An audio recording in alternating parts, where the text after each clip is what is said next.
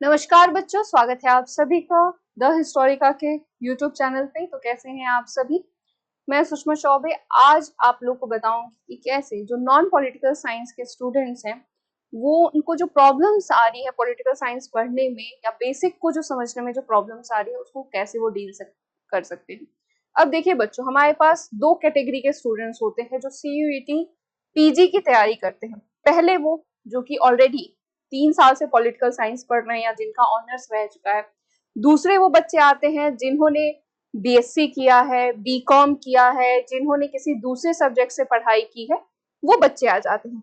अब उनका अचानक से इंटरेस्ट जुड़ जाता है। जैसे आप जानेंगे हमारे जो फॉरेन मिनिस्टर हैं S जयशंकर, वो पहले किसी दूसरे सब्जेक्ट से पढ़ाई कर रहे थे, पर अचानक से उनका जो इंटरेस्ट उभरा इंटरनेशनल रिलेशंस को लेके, तो उन्होंने फिर JNU से किया अपना जो PG है।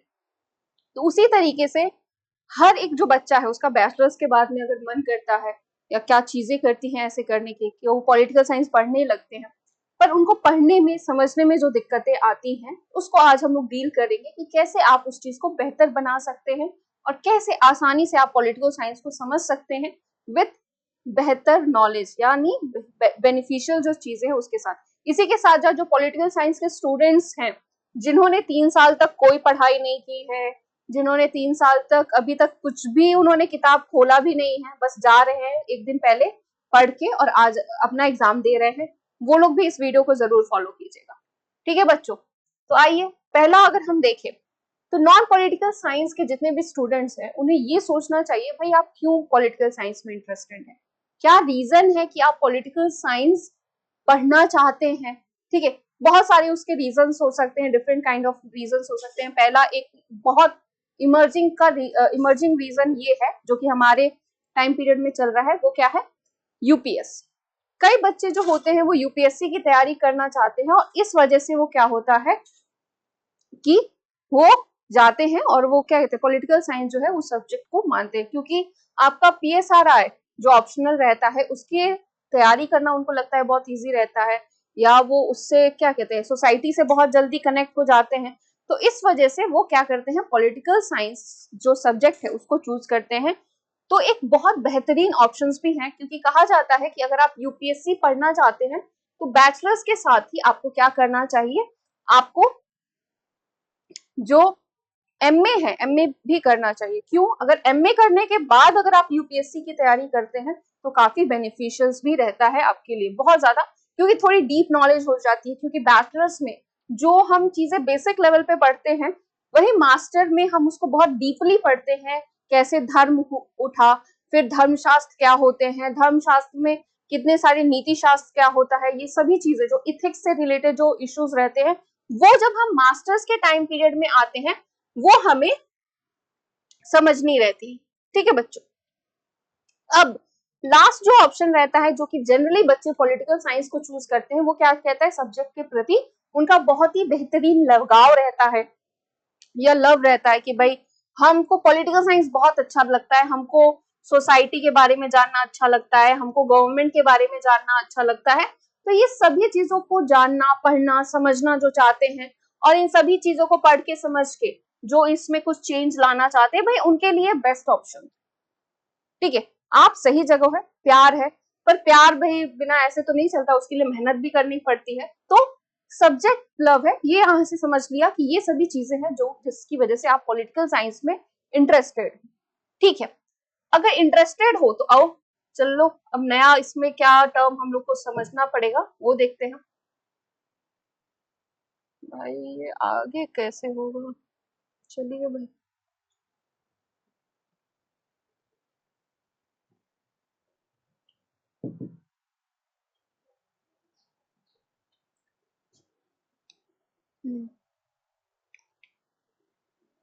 आओ बच्चों, तो आगे हम लोग देखते हैं आगे कैसे आप इस प्रिपरेशन को अपने आगे बढ़ा सकते हो। ठीक है, तो उसके लिए क्या सबसे ज्यादा जरूरी होता है, आपके पास ये 11th क्लास की क्या होती है NCERT है। ठीक है, उसको आप पढ़ोगे। दूसरी आपके पास 12th क्लास की है NCERT। ठीक है, इसको पढ़ोगे। क्यों पढ़ोगे, क्या रीजन है? पहली चीज यहाँ पे समझो, आपका बेसिक सब्जेक्ट के प्रति। अगर आप पॉलिटिक्स इन इंडिया पढ़ रहे हो सिंस इंडिपेंडेंस, तो आपका क्या होगा, आपका जो पॉलिटिक्स का जो पोर्शन है वो आपका क्लैरिफाइड हो जाएगा। पेन कलर चेंज करें, ठीक है। पॉलिटिक्स कैसे चलती है हमारे पूरे इंडिया में, 1947 से लेके आपका 2014 तक जो भी टाइम पीरियड, जो पूरा ये टाइम पीरियड है, उसमें कौन कौन सी पॉलिटिक्स हुई, क्या चेंजेस हुए इंडिया में, किस तरीके से नए जो द्वंद्व स्टार्ट हुए, या इतनी तरीके से जो संपूर्ण क्रांति है, इंदिरा गांधी का जो रेजीम है, इतनी सारी जो पॉलिटिकल पार्टीज है उनका जो इमर्जेंस हुआ है, रीजनल, नेशनल, सभी चीजें आप समझ पाओगे, ठीक है। देन दूसरा अगर देखो तो कंटेम्परेरी वर्ल्ड पॉलिटिक्स में क्या होगा, आपका जो आईआर का जो सेक्शन है, यानी जो वर्ल्ड का जो सेक्शन है वो आपका मजबूत होगा। कैसे अमेरिका का इन्फ्लुएंस आपके ऊपर पड़ता, हमारे इंडिया के ऊपर पड़ता है, फिर से कैसे हमारी आइडियोलॉजी चेंज होती है, ये सभी चीजें क्या होती है, कई बार बैचलर्स में हम पढ़ते तो हैं पर हम उसका एक थोड़ा सा एक लेवल अप पढ़ते हैं, पर जब हम इन एनसीईआरटी की बुक्स को पढ़ते हैं तो एनसीईआरटी की बुक्स में क्या होता है, डिटेल तरीके से हर एक चीज दी हुई है, ठीक है। और सेम इसी बुक्स को क्या करते हैं कि हम यूपीएससी लेवल पे भी हम इसी बुक्स को प्रेफर भी करते हैं। देन अगर आप 11th क्लास की बुक को पढ़ रहे हो तो 11th क्लास में इंडियन कॉन्स्टिट्यूशन एट वर्क में देखोगे तो आपका इंडियन पॉलिटी का जो सेक्शन है वो काफी क्लैरिफाइड हो जाएगा। देन पॉलिटिकल थ्योरी में जिन लोगों को दिक्कत, जैसे कि आज ही एक बच्चे का मैसेज आया कि मैम पॉलिटिकल थ्योरी को कैसे कवर करें, तो अगर आप पॉलिटिकल थ्योरी के इस बुक को पढ़ रहे हो तो आप लिबर्टी के प्रिंसिपल को समझ पाओगे, आप जस्टिस के प्रिंसिपल को समझ पाओगे, आप इक्वालिटी के प्रिंसिपल को समझ पाओगे, आप कैसे पीस जो है, पीस एक एरिया में एस्टैब्लिश होता है और कॉन्फ्लिक्ट कैसे अराइज होता है, और उन कॉन्फ्लिक्टेड एरिया में पीस को फिर कैसे एस्टैब्लिश करते हैं, वर्ल्ड की कौन कौन सी कंट्रीज हैं जहां पे ये सभी चीजें चलती हैं, वर्ल्ड के कौन कौन से थिंकर्स हैं जो कि ये चीजें लाते हैं, तो उनको समझने में आपको क्या होगा, बहुत ही इजिली आप इस चीजों को समझ पाओगे, ठीक है। अब इनको समझने का, पढ़ने का जो एक तरीका है वो क्या होगा, कैसे आपको पढ़ना है भाई, ठीक है, तो नॉवेल के तरीके से पढ़ना है, ठीक है, कोई स्टोरी है उस तरीके से पढ़ना है, और बहुत इजीली आप इसको क्या एक हफ्ते में कंप्लीट कर पाओगे, ठीक है। जिनको अपना बेस मजबूत करना है, जिनको पॉलिटिकल साइंस नहीं समझ में आ रहा है, उनके लिए सबसे रामबाण इलाज जो है वो यही है कि आप इस बुक्स को फॉलो करो, ठीक है। बाकी जो 6 से लेके कर सकते हैं, 6 to 12 कर सकते हैं, वो तो बहुत अच्छा है, तब तक आप और बेसिक लेवल पे चीजों को समझ पाओगे, ठीक है। बट अभी करंटली क्योंकि हमारे पास टाइम भी कम है, so focus on these 4 books. अगर इन 4 बुक्स को अगर आप फोकस करके चल रहे हो, आपके लिए बहुत आसानी से पॉलिटिकल साइंस को समझना आसान हो जाएगा। बहुत सारे लोग बोल रहे हैं बहुत स्टैंडर्ड बुक्स बता रहे हैं, बुक्स बता रहे हैं, भाई उन स्टैंडर्ड बुक्स को समझने का तभी समझ पाओगे ना जब बेसिक क्लियर होगा, या कोई एक नई चीज को तभी समझ पाओगे जब बेसिक आपका मजबूत होगा या उसके बारे में आप अच्छे से समझ पा रहे हो, ठीक है। तो उसको मजबूत आपको यहां से करना है, ठीक है बच्चे। नेक्स्ट देखते हैं, अब बेसिक का मजबूत करने के साथ आपका क्लैरिटी जो है वो रहना चाहिए कि भाई क्लैरिटी क्या, किस चीज की, कि पहले हम लोग जब प्रिपरेशन कर रहे हैं तो टॉपिक, उसके बाद हमको क्या करना है, टॉपिक को पूरा कवर करना है।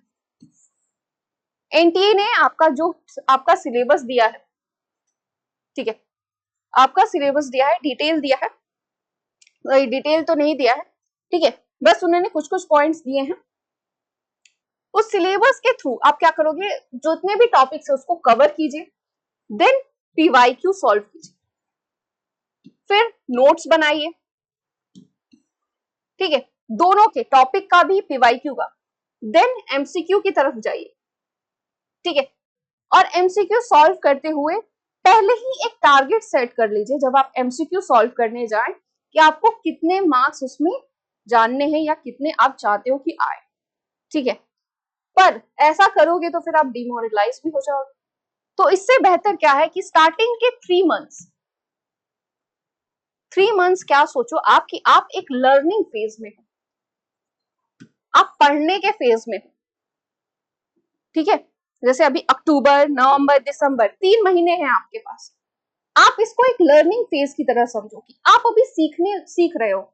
आपने भले 3 साल तक कुछ नहीं पढ़ा, आपने भले कभी भी पॉलिटिकल साइंस नहीं पढ़ा, आप ये 3 महीने ऐसे सोच के चलो कि अभी मैं लर्निंग फेज में हूँ, और इस लर्निंग फेज में आप 3 काम करो।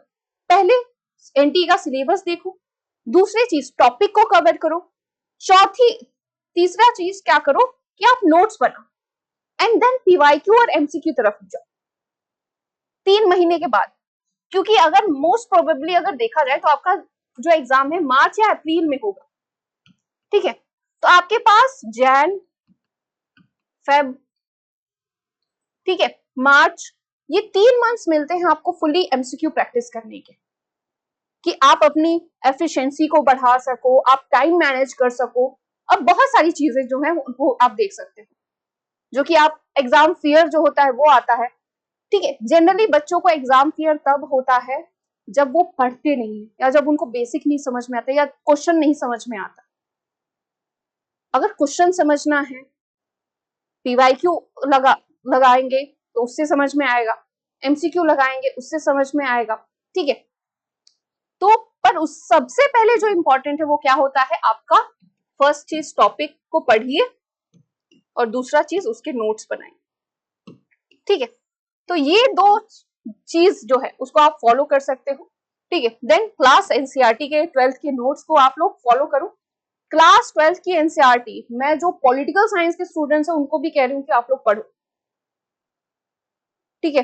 बिकॉज एनपीटी परमाणु सुरक्षा पे जो चीजें हो रही हैं या उस पे जो ट्रीटीज हुई हैं या आपका यूएनओ है, यूएनओ को पढ़ने के लिए इतने अच्छे अच्छे फ्लो चार्ट्स 12th की एनसीईआरटी में दिए हुए हैं कि आपको कहीं और भागने की जरूरत नहीं है। यूएनओ की कितनी एजेंसीज हैं, कितनी नहीं है, उसके कितने प्रोग्राम्स चलते हैं, उसके कितने अंग हैं। हम पता है यूएनओ में क्या प्रॉब्लम क्या आती है, यूएनओ में क्या होता है, हम लोग उसके अंग, उसके एजेंसीज, उसके प्रोग्राम तीनों को सिमिलर मान के चलते हैं। तो उसमें जो डिफरेंस है वो आपको समझ में आएगा। सो 12th की एनसीईआरटी पॉलिटिकल साइंस के स्टूडेंट को भी करनी है। Last, follow guidance from specific person. किसी भी स्पेसिफिक पर्सन, किसी भी स्पेसिफिक कोर्स को, किसी भी, बहुत सारे यूट्यूब चैनल है, आप वहां से भी पढ़ सकते हो, बहुत सारे यूट्यूब चैनल है। मैं ये नहीं कहूंगी कि आओ आप हमारा ही कोर्स लो, बिल्कुल भी नहीं। आपको जहां से समझ में आए, जहां पे आपको दिक्कत आ रही है, आप वहां से समझ के उस टॉपिक को कवर करो। आपका मेन फोकस क्या होना चाहिए, आप जितना से ज्यादा अच्छे से उस टॉपिक को, मान लो प्लेटो है, प्लेटो की मेथोडोलॉजी होगी, एरिस्टोटल की टेलियोलॉजिकल थ्योरी होगी, ठीक है। आपको कहीं से भी कोई सिंपली बता रहा है, कई बार ऐसा होता है 2 मिनट का वीडियो देख के हम वो चीज समझ पाते हैं जो 2 घंटे का वीडियो नहीं पढ़ के समझ पाते।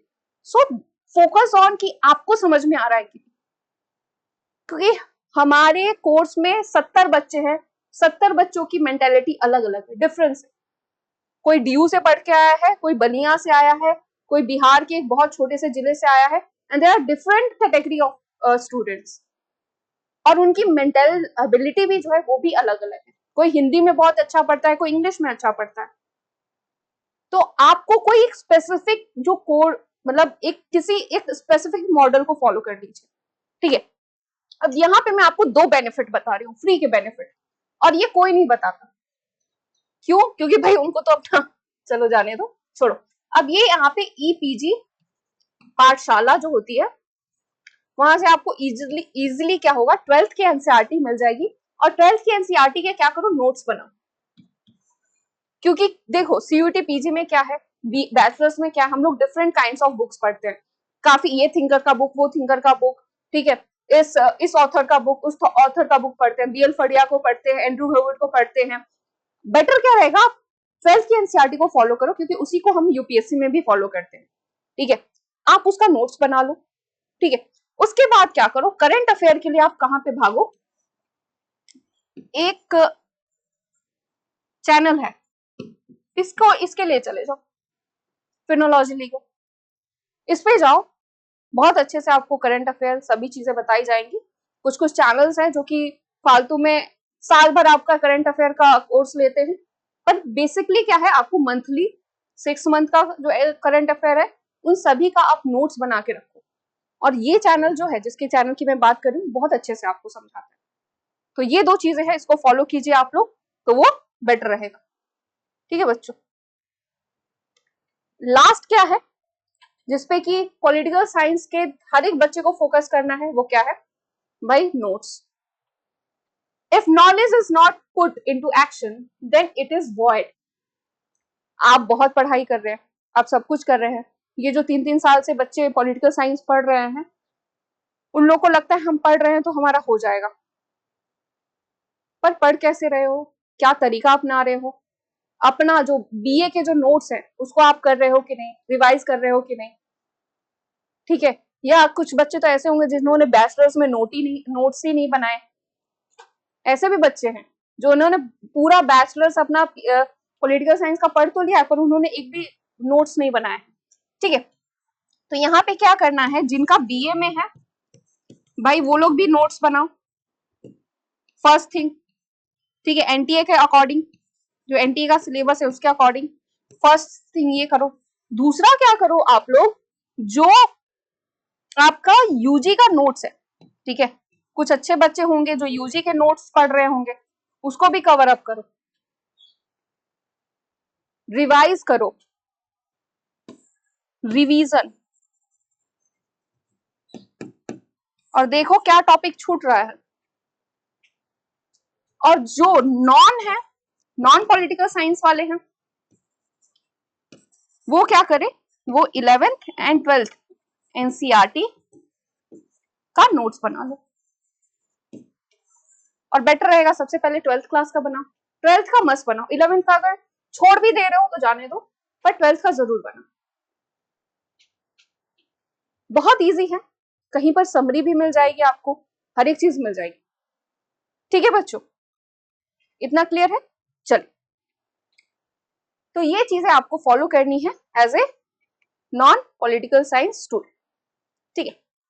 अब यहाँ पे कुछ प्रॉब्लम्स जो है वो कोर्स के बच्चों भी फेस कर रहे हैं कि कैसे उनको भाई क्या करना है क्या नहीं करना है, ठीक है। ये वीडियो बनाना इसलिए जरूरी था कि जो नॉन पॉलिटिकल बैकग्राउंड के स्टूडेंट हैं उनको काफी दिक्कत आ रही है। जैसे कुछ हिस्ट्री के हो गए बीए, कुछ लोग बीकॉम करके आ रहे हैं, बीएससी करके आ रहे हैं, कुछ लोग आईआईटी करके आ रहे हैं, ऐसे भी स्टूडेंट्स हैं। तो उनके लिए क्या हो रही है, प्रॉब्लम आ रही है। तो भाई एक बार हम रिवाइज करते हैं कि आज के वीडियो में हमने क्या देखा। पहला काम है आपको टॉपिक कवर करना है, दूसरा क्या करना है, उसके नोट्स बनाने हैं, तीसरा क्या करना है आपको, फिर उसके बाद ये सब करने के बाद आपको पीवाईक्यू क्या करना है, इससे आप पैटर्न समझोगे, ठीक है। उसके बाद क्वेश्चंस के टाइप समझोगे, ठीक है।